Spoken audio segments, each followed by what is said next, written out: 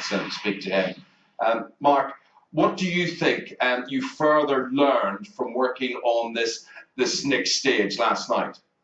Good morning, Eamon. Well, I think what we look to try and do is to see what establishments had knowledge and where he managed to gain access to, because as far as offending goes, it is very key to get access and opportunity. And what we showed last night is that he put himself into a position where he not only gained access to members of the royal family, he gained access to institutions, in particular Stoke Mandeville and Broadmoor were the two angles that we focused on. Now, Mark, one of the things that was fascinating, you came across his old PA, his old secretary, Janet Cope. Interestingly, she had so much of his office packed up and in her garage. We're going to see a clip of that now. But Janet accepts SaVILE always had a dark side. He was controlling, manipulative, and vindictive. After the recent revelations, Janet wanted her say. And for the first time, she's also handed over her archives to exposure. And in the time that you had, what did you learn from the material that Janet had gathered? Yeah, well, I think we have to be aware that, of course, the programme broadcast 7 weeks ago, that was the programme that was the bombshell that really broke this story. And since then, we've looked to see what else is around there. I mean, you could make a number of different programmes around Jimmy SaVILE, but the real focus was to say who knew. And I think what we did manage to drill down last night, particularly around Broadmoor, was he was a man with absolutely no qualifications at all that ended up with the set of keys and free reign around access. And both the minister at the time, as well as the chief executive, the general manager, had no idea what SaVILE was doing. And that's, of course, led to SaVILE having access and the opportunity to offend against some of the most vulnerable people. And Mark, we're going to hear now from one of those people. This is a former inmate at Broadmoor who says that she was interfered with by SaVILE and her punishment was solitary confinement. You just become like a vacuum in your head. You don't count anything because you don't see the day or the night. You're just sleeping on the floor. You just got a cardboard potty.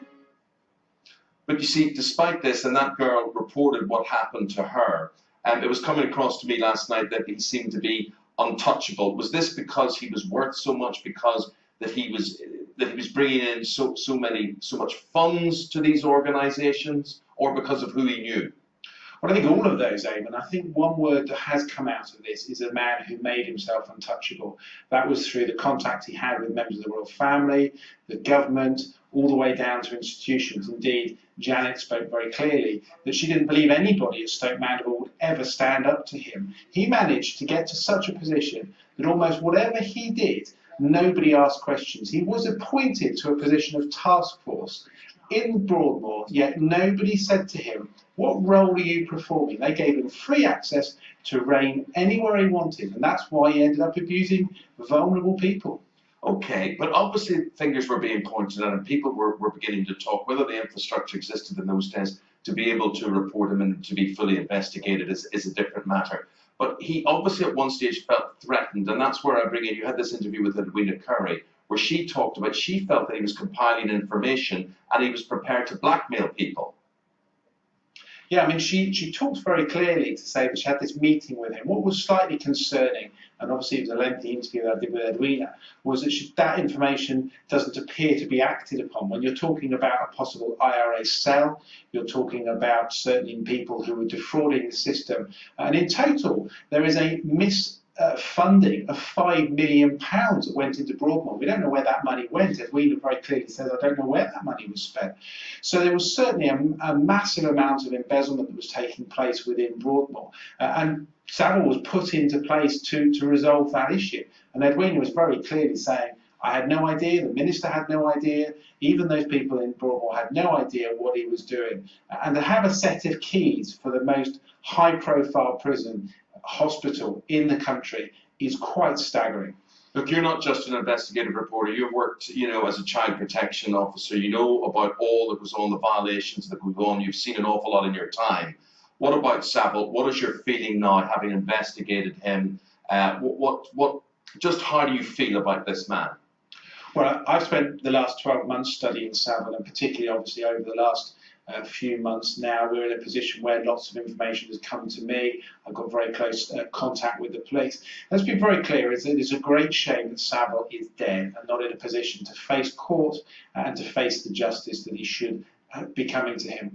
But is that as a result of SaVILE's exposure, as a result of him, we are now in a position where we are giving confidence to victims to come forward and give their accounts. And I can tell you there is a significant number of people who are both in high standing and those people in day-to-day life who should be very worried, because the police up and down the country have now allegations that are against individuals who have committed sexual offences, and they should be worried that the next knock on the door will be the police.